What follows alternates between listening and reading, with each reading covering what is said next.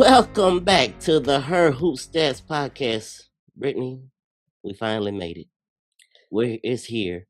Um, just real quick before we get started, I want to give the caveat because I know I'm liable to say tomorrow or yesterday, and I want people to understand we are recording this on Thursday.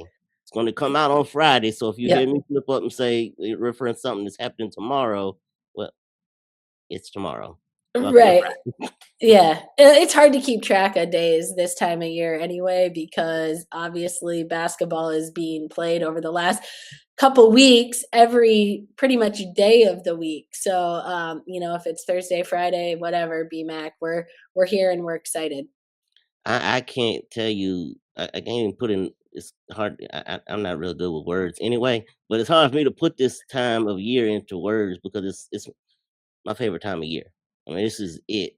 Like I have so many memories of sitting up, and I know this is a women's basketball podcast, but my first memory of staying up late for a game was in '92 when Leitner hits the shot against Kentucky.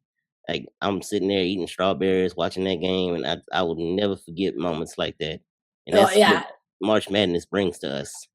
Yeah, absolutely. I think it's just full of memories, and you just get so excited that you've reached the pinnacle of the season. And we know there's so many exciting matchups waiting for us. And I think, we were just saying you can't have enough screens this time of year. And I think the biggest thing, too, is like, let's not forget it hasn't been that long since every women's game has become accessible for fans. Right.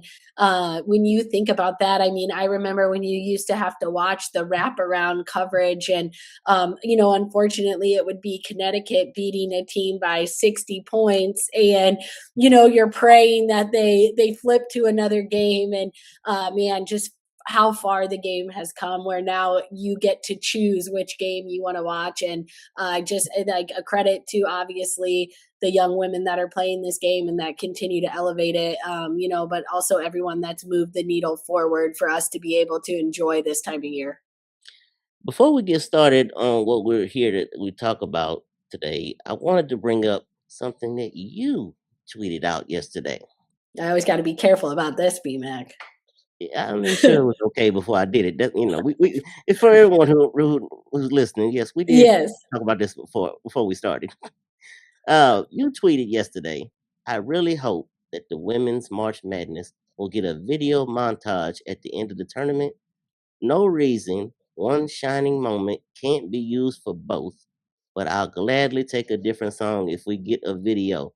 I cannot tell you how much I agree with every single word, every single letter that you put there, because it's like we were talking about before we started.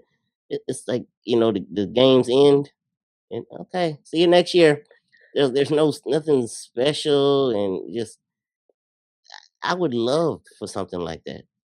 Yeah, I mean, absolutely. I think when you talk about March Madness, one of my, best memories every year is no matter who's in the championship game, you're waiting till the very end, on the men's side, so you get to see one shining moment. And Yeah. I think with the women's game, there's not a finality to it. I think, like we were talking about, it's just like the interviews, and then it's see you next year. And I just feel like, again, the game is at a place where they deserve to have something that you can go back and look at, and it, 2.5 minutes, 3 minute clips, but also like for the players in it, you get I think the men's at least try to get a clip of every team that participated in the tournament. And I just feel like the women deserve that same kind of little, hey, this is the end of what has been amazing women's college basketball seasons. And so I'm really hoping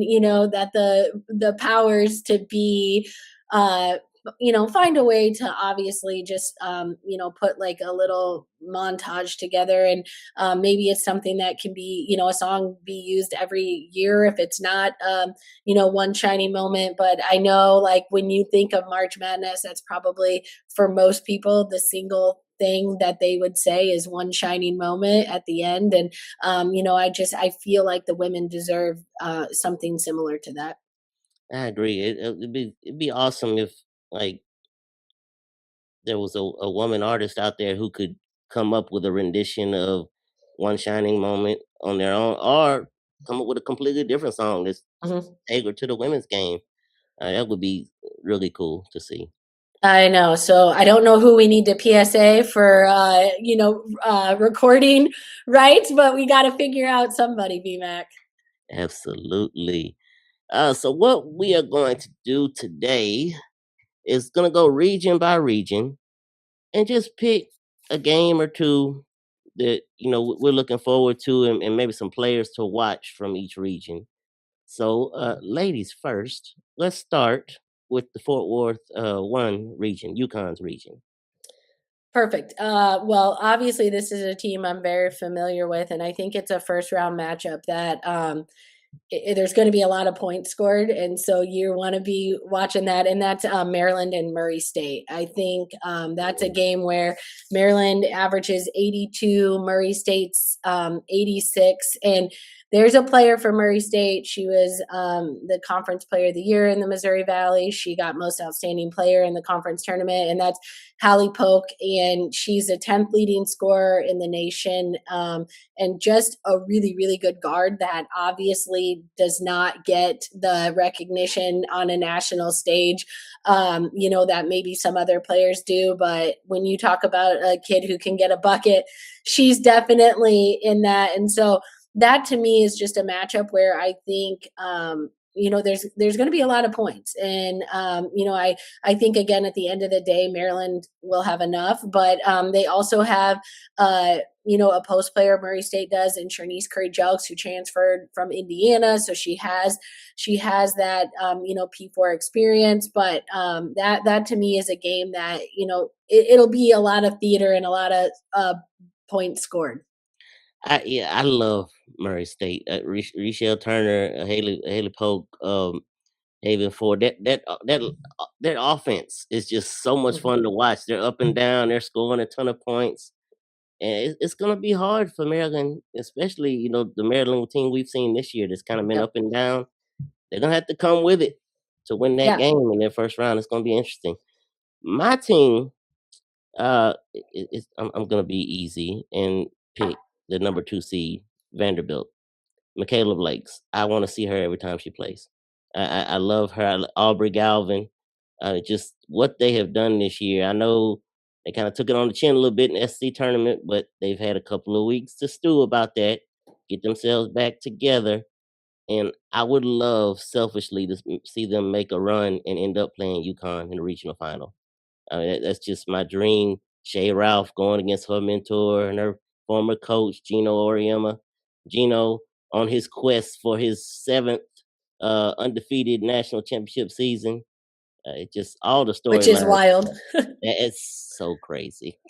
But Yes. yeah, just all the storylines involved. But this region is just, man, up and down. Just got player after player that you could just like the fact that we could get a second round matchup of Jelani Cambridge and Hannah Hidalgo.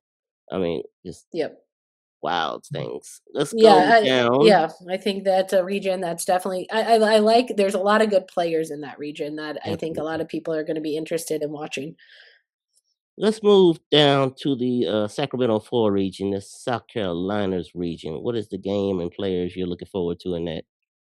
The game I think that will be kind of interesting in terms of just maybe a lower seed upsetting is I think whoever comes out of that Virginia Arizona State game Mm, has a real possibility to upset Georgia in that first round game.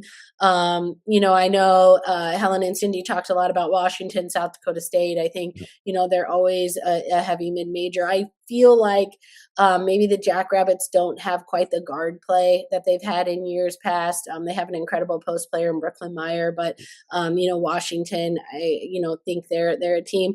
But I think a second round possibility matchup that would excite a lot of people is Oklahoma and Michigan State. That is one where I think, man, to get to the Sweet 16, that's a pretty high level game. Yeah, you actually took my pick. I was going to skip Sorry. the first round and go. That's okay because you got Kennedy Blair, Grace Van Sluten against Aaliyah Chavez and Reagan Beers. That's a matchup I'm really wanting to see, and it just something that'd be awesome. And you brought up the Virginia Arizona State game. I have not. That's the only game against Georgia is the only game I have not picked to finish my bracket yet because I'm waiting on tonight's win. Who Yeah. wins to see who Georgia would have to play before I actually make the decision. To finish my bracket. That's the only one I have left. Because I just think either one of those could give Georgia a really good game. And honestly, even though Iowa plays some really good defense, they could give Iowa a challenge in the Yep. second round. So it's interesting to see who wins that one tonight. And Molly Miller, is she gonna be there? Is she not? I mean, the flu game. Yeah, sometimes you can't do anything about that, but you hope you can, be well enough to get to the sidelines for 40 minutes, especially at this point in the season.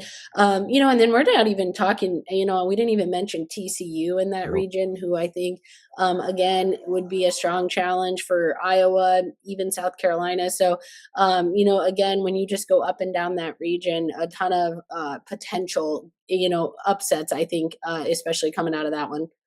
Absolutely. And now we'll stay in Sacramento, but Sacramento 2 region, that's UCLA's region. What games and players you looking at there?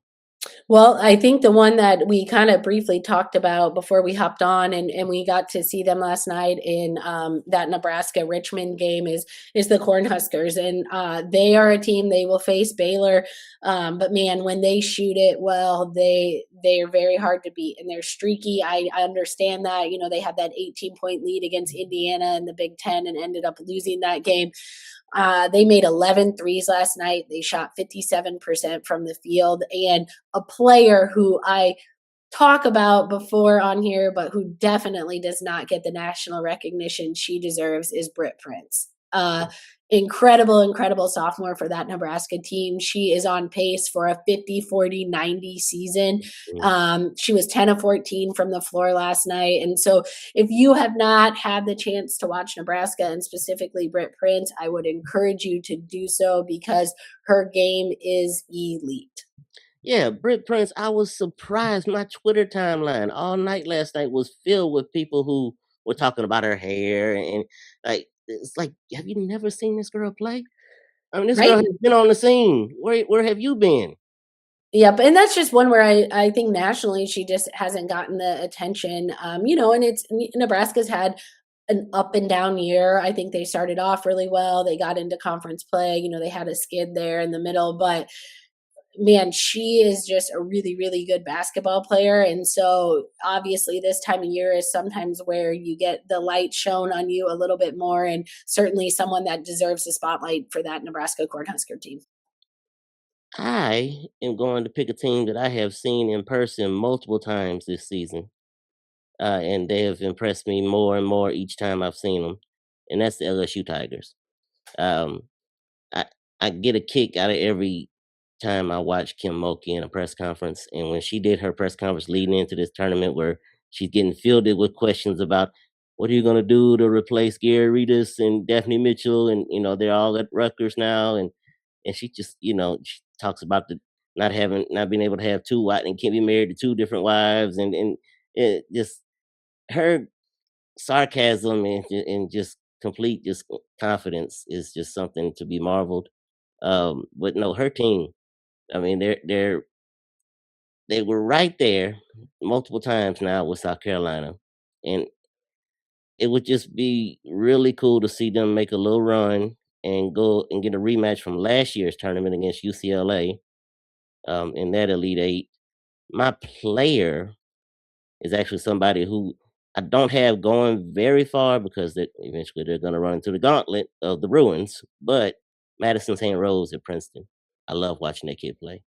She can really fill it up. She's somebody that's really special and out there on the floor. Can do a lot of things, and she's my player to watch from that region. Yeah, I think that first round game with Oklahoma State is going to be a really, really good battle. I think again, Princeton flies under the radar every year. I had the opportunity to watch them last year in the tournament against Iowa State, and just a really, really obviously good program that I think is going to give Oklahoma State a really good game. I have a question for you, BMac. Are you picking LSU over UCLA? Or are you sticking with the Bruins? I'm sticking with the Bruins. Okay. If I'm gonna have I to didn't know how much love you were giving to I LSU, love so LSU. I love what LSU is doing this year. I love Bob Starkey, love Kim Mulkey. But if I'm picking UCLA to beat Ole Miss, they're not beating. They're not getting beat by LSU. They're taking this all the way. In fact, spoiler alert: I have UCLA winning this whole thing. I think this is the year Corey Close is going to get over that hump. She's got a group that is all seasoned and veteran, and Sienna Betts, her freshman, is playing better and better as the season is going along. They have it all, and they just can they find the chink in the armor of UConn, if that's who they play in the championship game. But that's who I have winning this whole thing. So alright. yeah, I I'm think going with another UCLA. Yeah, I think another good matchup, we could see for a spot in the Sweet 16 would be Ole Miss and Minnesota if they both win Hmm. those first round games. I think that has a chance to be a really, good game. And Minnesota, again, a team not a lot of people talk about, but they've had a really, really good season. They put together a very good conference season. They also have a lot of veterans, and Yes. so I think, playing at home, that's definitely probably an advantage for them. But again, a really good matchup there to get to the Sweet 16 if both of those come out of their first round games. All right, let's move down to our last region, Fort Worth 3. That is the Texas Regional. I think this is the game I have is probably not a huge surprise, but one where I think two teams that have maybe not lived up to as good as they thought they were going to be this year, and that's the NC State Wolfpack and the Mhm. Tennessee Volunteers, a rematch from a really early non-conference season game in which NC State won 80-77, and that's I don't know which way that game's gonna go. I think in my bracket, I picked Tennessee because I think they're a team where you think they're the team you think, man, if they can put it together, they could win a couple here. But that's one where I think it could go either way. Honestly, I love the guards of NC State against the Tennessee pressure, so I do think that game's pretty much a toss up. But I kind of had that one highlighted, and then just a game I think too, and a team that is a little sneaky out of five is Kentucky. Mhm. I think that's a team who could surprise some people as a five seed. Yeah, I had a hard time picking the NC State Tennessee game because is the train wreck continuing, or is Westmore gonna find a way to beat them again this year? Yep, It's just there's a lot of storylines heading into that game, and it's gonna be interesting to see that one. You think everybody in Ann Arbor is gonna be wanting to see Michigan play, but I think everybody's gonna be watching that game, watching NC State and Tennessee to see what happens. Uh, absolutely. Michigan, I know, is a team that people are. I guess it surprises me, but there's a lot of people out there who think that they're gonna beat Texas if they get to that point. And eh, I got I them, think beating I them, think they're BMac. I think they're 1 year away. I think one more year of that group growing and when they become juniors, then I'm gonna start really taking them seriously in that kind of manner. But it could happen. I mean, they're really good players. You got Yeah. Cyber Fords, Olivia Olson, and that crew.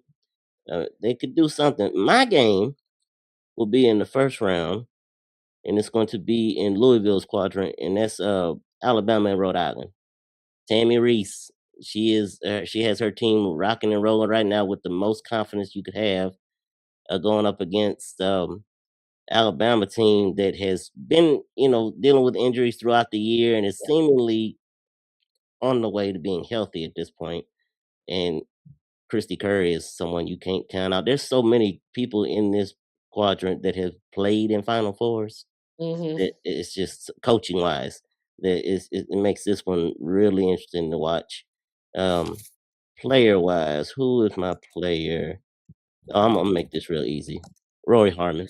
I want to see what she does in her final four. Last name. This is this is it for her. And can she lead Texas back to the Final Four and make a run at the championship? You got a really good group coming with you. I mean, Madison Booker, candidate for Player of the Year. I mean, just all the things, and Vic Schaefer in the jacket, and just see what he's gonna wear and how long it takes him to take it off. each game. Yeah, you never know. Certainly, that's a Texas team that wants to get back to the Final Four, and like you said, Harmon's swan song, so to speak. I think they definitely have the team. I think if somehow the bracket plays out, and that's Texas and Michigan to go to the Final Four, that's going to be a really elite matchup. In terms of the makeup of each team is very different. Mhm. And I see your sentiment in Michigan being maybe a year away. I think the biggest need for them, if they do fall short this offseason, would be a post player. I've mentioned that before. I think someone that's maybe a bit more dynamic on the block for that team. That would, I think, kind of push them over the edge going into next season if that is the case. Absolutely. Let's see. Anything All else I right, want to BMac. bring? So who's your final four then? I'm going to put you on the spot. I have a lot of A lot different of upset. brackets. I have a lot of well, no. I have Okay. 3 brackets. I did one with my heart, Okay. one I went chalk, and another one where I kinda use stats and things to back up different things. Okay. So I have a lot of upsets here and there, Mhm. but my final 4, I went chalk with all number 1 seeds. Okay. How I about like you? it. I went UConn, South Carolina, UCLA, and Michigan. Okay, So okay. pretty much chalk, except I threw in Michigan over Texas. And Hey, then I picked UConn to win it all. I think yeah, it'll be an incredible game if it's UConn and UCLA. I mean, we're looking very far ahead. There's a lot of games to be played there, but I feel like, um, they've been the best team all year. I know they haven't been as battle tested as UCLA, but it was funny. I don't know if you saw Gino's quote about when they were in I think it was the American Athletic Conference, and when they won 4 straight, and he said, "Listen, that conference was a lot worse than the conference we're playing in now, and we won 4 national championships." So I yes, don't think he's worried about the competition they played. If I had to take a guess after that statement, absolutely not. yeah. Um, in our last little segment here, I want to do something a little fun, and we kind of hit on it a little bit, Mhm. just going through the regionals, but taking and I'm calling this segment "Upset City." So, Okay. and I thought maybe we could look at teams that are ranked 10 through 16 in each region, Hmm. and pick one that you might think could make it to the Sweet 16, make it to that next weekend. Yeah, I think the easy one, and some of this is obviously recency bias since we just watched them play last night, but Mhm. that would be Nebraska. I think their matchups are favorable in terms of the way they score. It would be a huge challenge, I think, against Duke, obviously, if they're able to get by Baylor. But I think, again, if it's a night where they make a lot of shots, they could put some scare into either one of those teams. Yeah, I think that Baylor Nebraska matchup is going to be fun to watch. Just honestly, I was kind of selfishly hoping that Richmond would take that because I want to see Maggie Dugan play as long as I can see her play. But we'll see her. Yeah.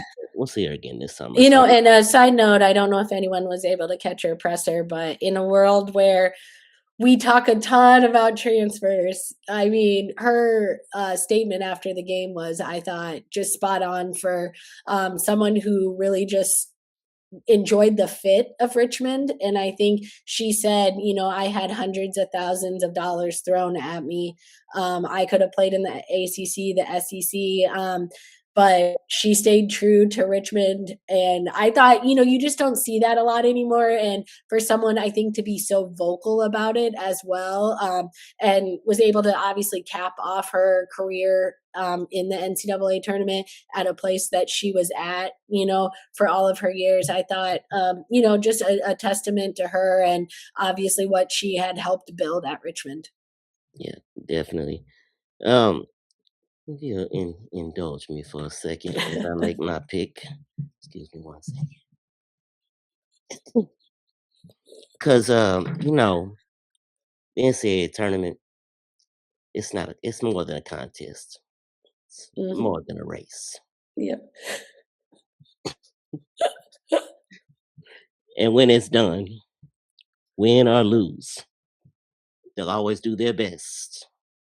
Cause inside they knew that one shining moment they reach for the sky.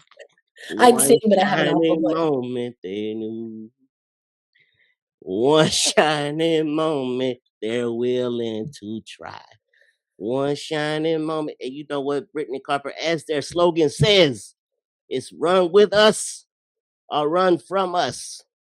And I am running with Fairfield Stags.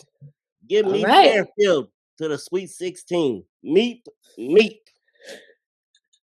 I love it, BMac. I love the upset. I love the mid-major love there.